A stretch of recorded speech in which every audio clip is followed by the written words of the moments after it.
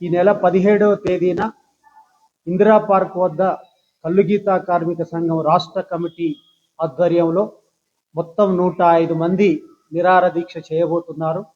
ప్రధానంగా రాష్ట్ర ప్రభుత్వం ప్రవేశపెట్టబోయేటువంటి బడ్జెట్లో గీతా కార్మికుల సంక్షేమానికి 5,000 కోట్ల రూపాయలు కేటాయించాలని, అలాగే ఎన్నికలకు ముందు కాంగ్రెస్ పార్టీ గీతా కార్మికులకు ఇచ్చినటువంటి హామీలను అమలు చేయాలని చెప్పి డిమాండ్ చేస్తూ ఈ దీక్ష సాగుతుంది. రాష్ట్రంలో ఉన్నటువంటి గీతా కార్మికులు, ఎక్స్‌రేషియో బాధితులు, అలాగే వివిధ సంఘాల నాయకులందరినీ కూడా ఆహ్వానిస్తున్నాం. పెద్ద సంఖ్యలో హాజరై ఈ యొక్క దీక్షా కార్యక్రమాన్ని జయప్రదం చేయాలని చెప్పి విజ్ఞప్తి చేస్తా ఉన్నాం. ప్రధానంగా రాష్ట్ర బడ్జెట్లో గత సంవత్సరం 70 కోట్లు కేటాయించి కేవలం 17 కోట్లు మాత్రమే ఖర్చు చేసినట్లు చెబుతున్నారు.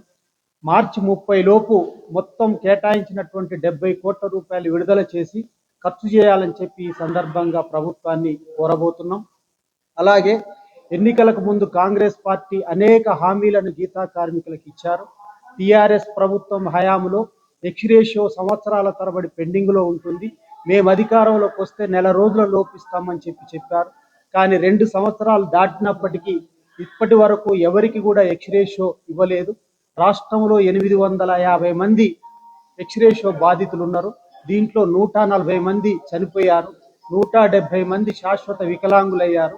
వీళ్ళకి ఇవ్వాల్సినటువంటి 14 కోట్ల రూపాయలు వెంటనే విడుదల చేయాలని చెప్పి ఈ సందర్భంగా ప్రభుత్వాన్ని డిమాండ్ చేస్తున్నాం. అలాగే పెన్షన్కు సంబంధించి కూడా ఇప్పుడు 2,000 వస్తుంది, మా ప్రభుత్వం వస్తే 4,000 రూపాయలకు పెంచుతామని చెప్పన్నారు, అది పెంచలేదు.